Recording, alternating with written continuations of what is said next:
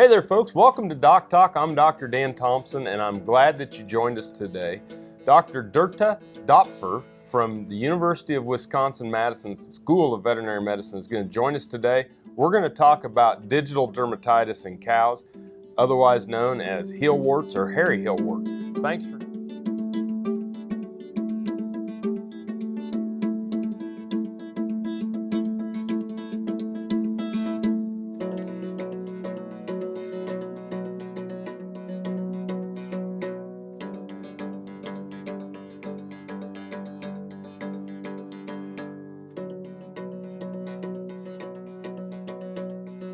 Closed captioning brought to you by Kansas Soybean Commission. The Soybean Checkoff Progress, powered by Kansas farmers. This segment brought to you by Kansas Regenerative Medicine. Your stem cells, your health, your life. Folks, welcome to DocTalk, and Dr. Dopfer, thank you for joining us. My pleasure. Folks, this is Dr. Dorte Dopfer, and she is an associate professor at the School of Veterinary Medicine at the University of Madison in Wisconsin, and you're in the Food Animal Production Medicine section. Correct. And we're going to talk about digital dermatitis. Right. Well, So tell us a little bit about yourself, just so we can get to know you in the show. I'm an associate professor, as you said. I'm a veterinarian, epidemiologist, microbiologist by training, with a particular interest in infectious diseases in production animals and food animals. I'm very concerned about the well-being of cows, whether that be beef or dairy, and digital dermatitis being one of the most common infectious claw diseases causing serious lameness problems in cattle does apply to dairy and beef in all intensive husbandry systems for cattle all over the world. Well, I think it's great, and I really appreciate you taking the time to come down, be on the set, and spend a little time, because this is a serious issue. I mean, digital dermatitis is something when I was in feedlot practice, and that we really didn't see much of, and now we're starting to see it in beef cattle operations, dairy operations, and it's something that people out there should really take a look at. It's really a problem that is not recent in terms of having emerged in intensive cattle husbandry. It has been around for more than 30 years. I think it's the fact that I'm here today, you said taking my time, it's about creating awareness as to how serious this problem is, and that actually there's some key messages here where we have to make people aware that if you lift a cow's foot to treat those sores, those ulcers at the skin-horn border that are usually red and raw and very stinky and very painful to the cows, we're already too late. Because the treponemes that are like corkscrew-shaped, strictly anaerobic, so they hate oxygen, these bacteria, once you lift that foot, they have already descended deep down into the skin where you cannot really reach them anymore by topical treatment. And so, to me, creating awareness about digital dermatitis is telling people you have to prevent digital dermatitis. And this applies to all lifetime phases of a cow, really, starting at calf age, through pre-calving, heifer age, lactating or beef-producing animals, and goes into the dry cow stage for dairy again. So what exactly is digital dermatitis?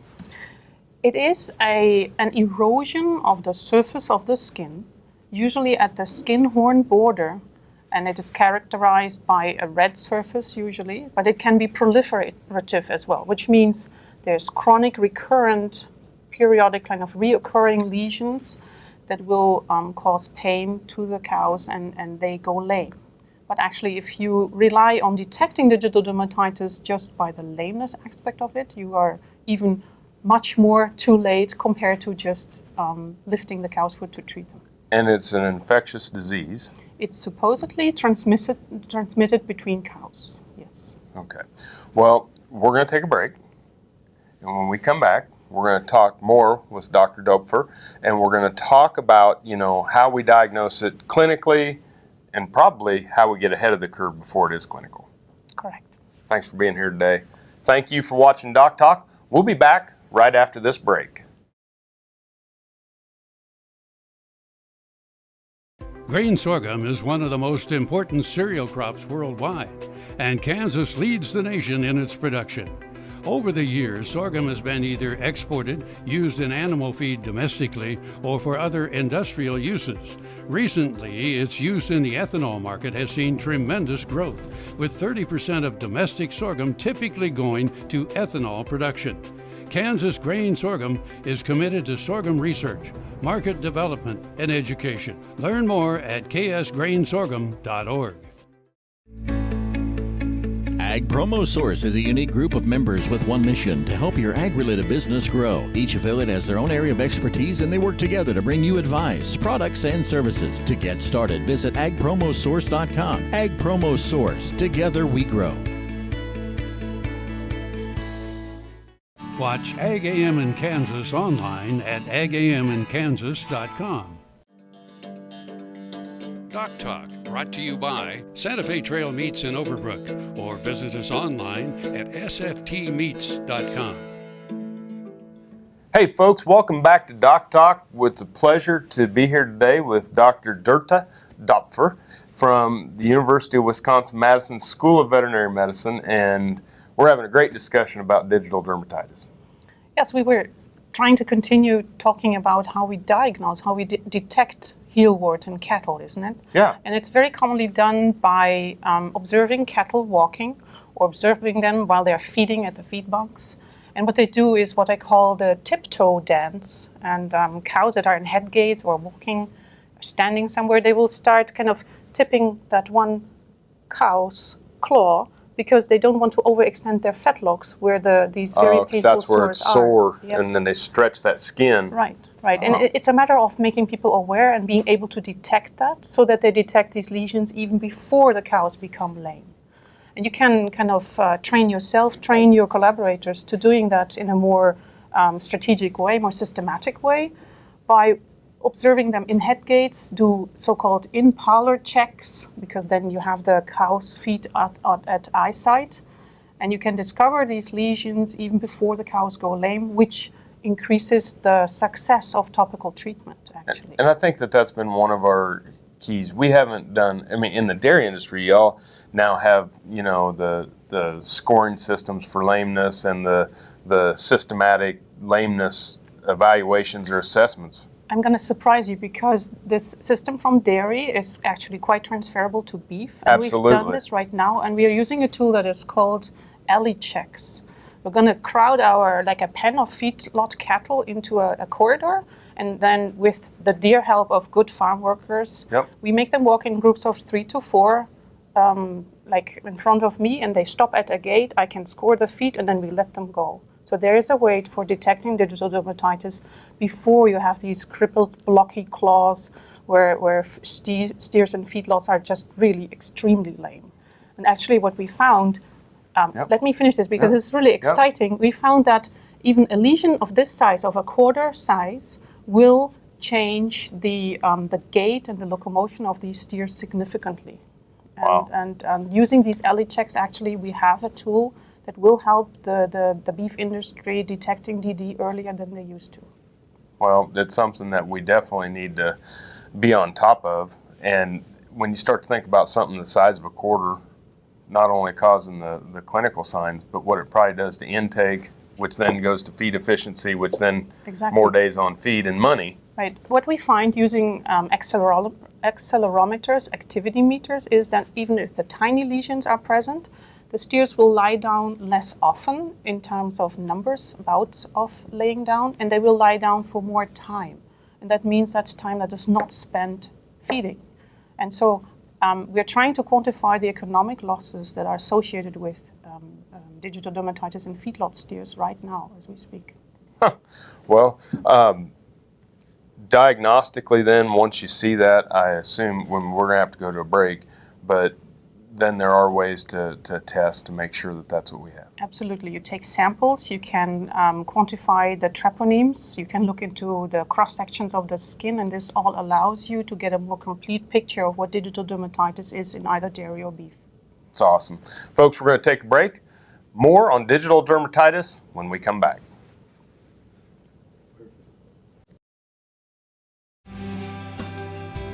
The BQA Tip of the Day, sponsored by Beringer Ingelheim Vetmedica Inc. This is Shane Terrell with Production Animal Consultation with today's BQA Tip of the Day.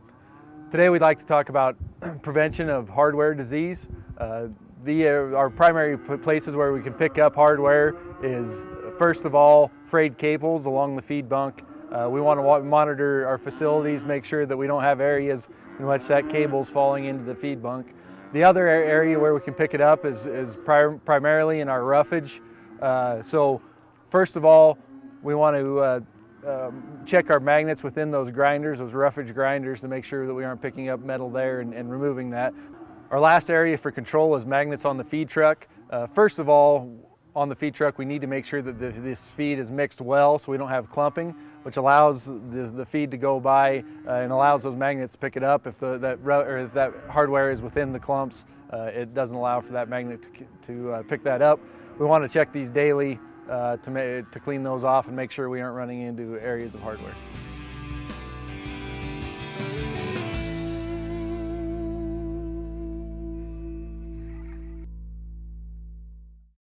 Next time you see a beautiful field of corn, reach out and thank the farmers who work tirelessly to raise corn for livestock feed, renewable fuels, and exports to feed a growing world population. The farmers on the Kansas Corn Commission work for Kansas Corn with grower-funded checkoff dollars that support foreign and domestic market development, research, promotion, and education to expand opportunities for Kansas farmers. To learn more, visit kscorn.com.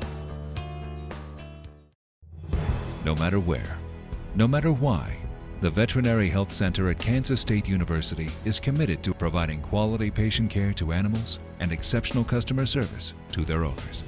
From routine checkups to emergency and specialty care, our world-renowned specialists and experienced professionals are here to discover, to teach, and to heal. Let us know. How can I help? How can we help? Broadband has become as important to us as highways. That is why DocTalk is teaming up with NTCA, the Rural Broadband Association, and rural broadband companies like Blue Valley Telecommunications in fighting for quality broadband access through the program Smart Rural Communities. I don't think we have any idea what's coming in the future. I couldn't have imagined 5 years ago what we're doing today. So in 2 years, I would guess there's things we can't imagine that we're going to be doing. To learn more, visit ntca.org/smart or bluevalley.net. Buying a car shouldn't be this hard. And at Brown Chevrolet Buick in Wamego, it isn't. It's actually awesome. Whether you want a new or used car or truck, Toby's team can make the deal. Even if you want to custom order a new car or truck, Toby's team can make the deal. See Toby's team at Brown Chevrolet Buick in Wamego. We're awesome. Soil is the life of a farm, and for 25 years, SureCrop Liquid Crop Nutrition has helped growers produce abundant quality crops while preserving and improving the soils they steward. SureCrop offers complete soil and plant analysis with cropping recommendations, delivery direct to your on-farm storage, and quality crop nutrition custom blended for your field. Choose SureCrop for the assurance of excellence for your soil. Call today or visit their website for more information. DocTalk, brought to you by the Kansas Soybean Commission, the Soybean Checkoff, progress powered by Kansas farmers. Hey folks, welcome back to Doc Talk. I'm Dr. Dan Thomson here with Dr. Dorte Dopfer, and Dr. Dopfer is from the University of Wisconsin-Madison at the School of Veterinary Medicine, where she is an associate professor in the Food Animal Production Medicine group. And you guys have a wonderful group, wonderful campus, and you specifically do a lot of great work on animal health, animal well-being, and digital dermatitis as a focus. That's correct. Actually, I focus a lot on populations of cattle that suffer from outbreaks of digital dermatitis. And then there's always the question about how to diagnose this, how to treat it afterwards. And I think it's a matter of training ourselves for recognizing it as early as possible and treating it as promptly as possible according to a good practice and standardized protocol. You don't need anything exotic in terms of topical treatment. You just have to be very persistent, detect early, treat promptly, And you have to be aware that not every foot is alike, not every lesion is alike. We type our cows, we type our cattle according to recurrence of lesions. So we have a cow type 1 that never has these acute sores, and they're always part of a population. A cow type 2 that gets it once and then is treated and never recurs. And you have this cow type 3 that has possible lesions every fortnight, every 14 days, and you have to keep treating them. Those are a big concern to producers. That may be dairy and beef. And you want to be able to use those as indicator animals, actually, because if those problem animals are deteriorating and they are developing more serious lesions, you know that the other ones will come in their wake and an outbreak is on the way. So treating digital dermatitis is more than just topically treating the sores.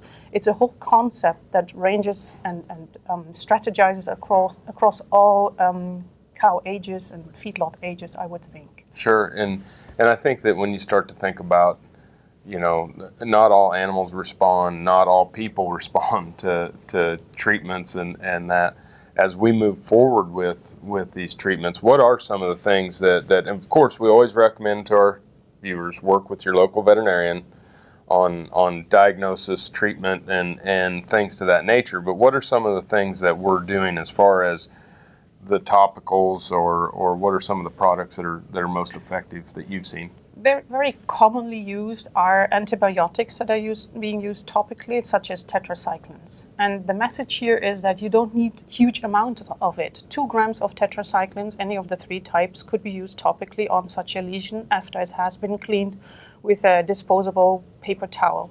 And then there's a question about wrapping or not. I think you need not wrap, and it's not feasible in feedlot cattle either.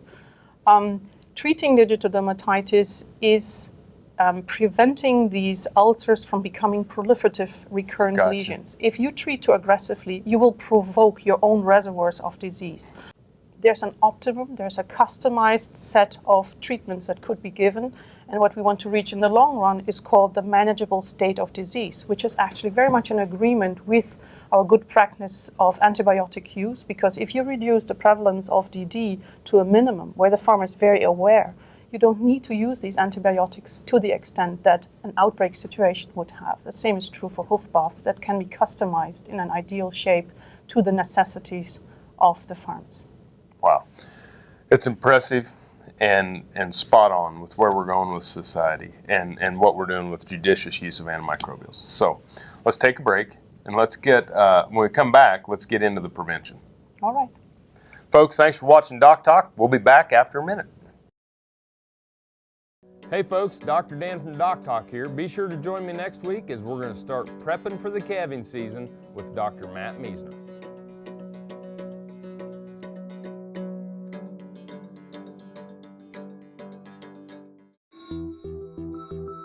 Hello, I'm Dr. Frank Lyons from Kansas Regenerative Medicine Center here in Manhattan, Kansas. Daryl was one of our patients that we did about 7 months ago. I dug trees by hand for years and years and years. In the process, I wore out my rotator cuff. But when I learned about this process, I thought if there's a way to get rid of this pain, then I want to do it. So we did it, and it worked. And I'm not going to go out and dig trees with a shovel anymore, but I can do the things that I want to do now. Well, it's been very gratifying to help people with their painful joints and other entities, and it's been especially gratifying to be able to help people who I know and have worked with and known for many years.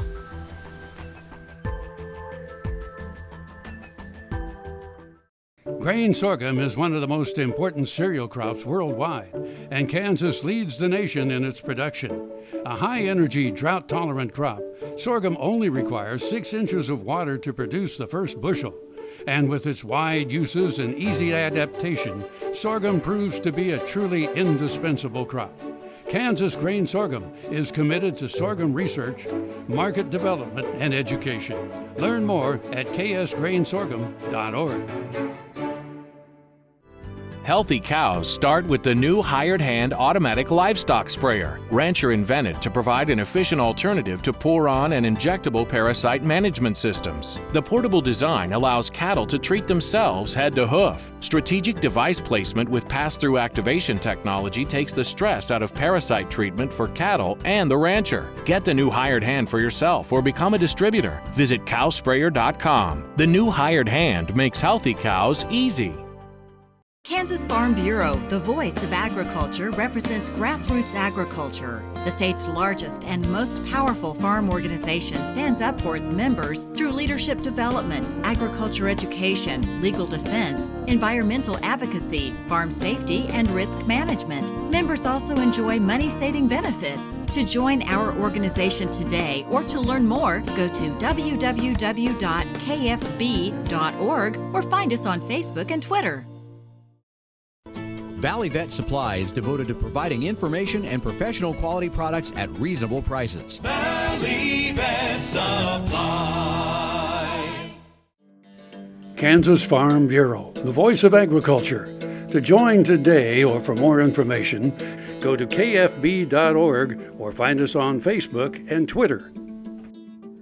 Hey folks, welcome back to DocTalk. Dr. Dan Thomson here with Dr. Dorte Dopfer, and she is from the University of Wisconsin-Madison, School of Veterinary Medicine, Associate Professor in the Food Animal Production Medicine section. And we've talked about hairy heel wart, digital dermatitis, and the diagnosis, treatment, but really prevention's where we're wanting to get to. I absolutely agree. And one message I want to get out there is that I'm convinced that our producers care about their animals. So prevention is geared towards people who make their livelihood with these food animals. And prevention really is key. And prevention should start much earlier than we're currently doing. Particularly the pre-calving heifers don't receive enough attention when it comes to claw health, right? They are the future into their productive lives. And we have to take good care that they start their first lactation or their productive cycles as healthy claw-wise as possible. Prevention strategy that we have developed is called the Integrated Prevention Control System Against Digital Dermatitis to reach this manageable state of disease. We identify the bunch of heifers that has the largest prevalence. We count about 60 to 90 days back, which is the time that it's needed to develop these lesions. And we start with early detection, proper record keeping, for example, using DD Pen Walks and the DD Check app, which is a mobile app, which allows you then in the end, if you have repeated measures, to predict outbreaks before they ever happen. We treat according to a standard protocol. We identify certain risk factors and mitigate those. That's always part of this integrated strategy. And we look into sustainable hoof bathing that is customized to the dynamics and the needs of a certain farm. So I would recommend like a standardized hoof bathing protocol in an ideal hoof bath. Let's say Monday, Wednesday, Friday, using standard chemicals. You don't need anything exotic. You just have to be very persistent and manage your hoof bath well. And then once you reach this manageable state of disease, you could swap out some of the commonly used hoof baths for something more sustainable that does not create workers' health problems or environmental problems with residues. So do that on your off days?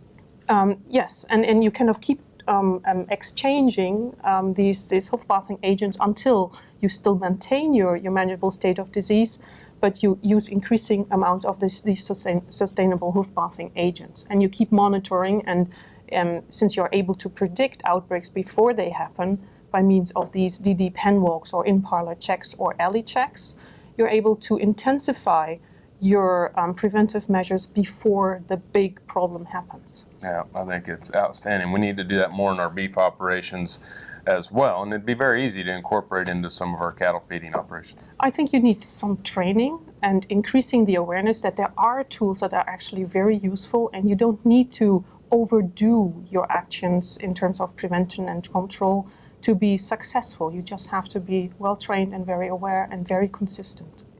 The eye of the master. Thank you for joining us today. My pleasure. Thank you for inviting me. And folks, thanks for watching DocTalk. Remember, always work with your local veterinarian. And if you want to find out more about what we do here at Kansas State University, you can find us on the web at www.vet.ksu.edu. Thanks for watching DocTalk. I'm Dr. Dan Thomson here from Kansas State University, and I'll see you down the road. Closed captioning brought to you by Kansas Soybean Commission. The Soybean Checkoff Progress, powered by Kansas farmers.